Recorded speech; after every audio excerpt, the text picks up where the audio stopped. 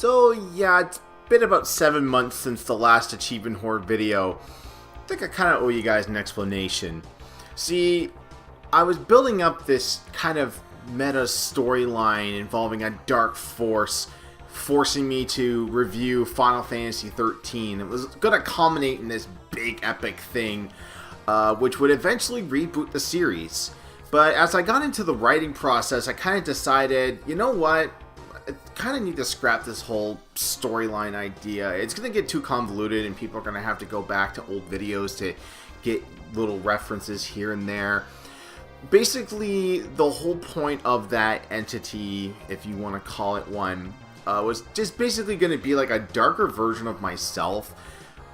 Just sort of like saying, you don't really need to do these types of videos. You can do other videos as well. You don't even need to stick to the other one. And I kind of have already gone that route. You've seen on the channel the Couples Play Let's Play series that myself and my new fiance Melanie have been recording for the last few months.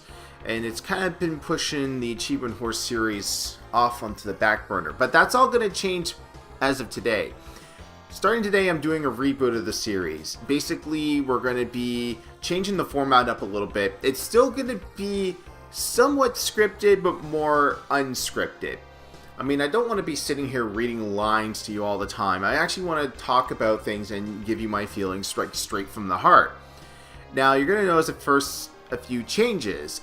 First off is the way that everything's going to be oriented, like this.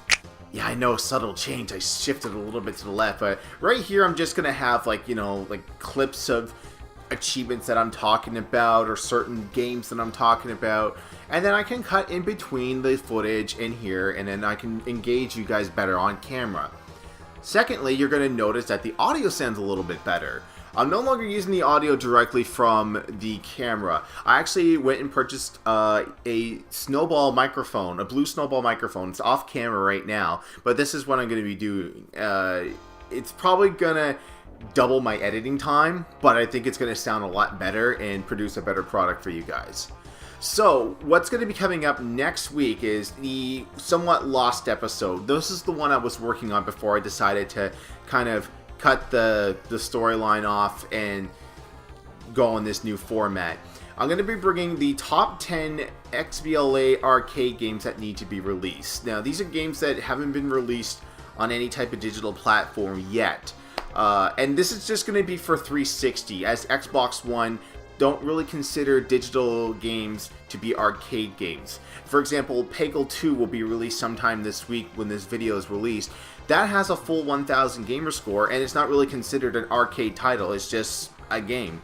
So they no longer want to distinguish from, retail games that you can get in stores versus just digital only. Everything's pretty much going the way of digital only now. So I want to go back and talk about 10 arcade games that should be put on the Xbox Live Arcade for the 360, since they're going to be supporting that for the next couple of years. I want to say thank you to everyone that has stayed subscribed to me over these last few months. I'm sorry I wasn't able to produce any type of Achievement Horde content, but hopefully with this reboot, I've re-energized, I'm refocused, and I'm going to bring you guys hopefully a better product.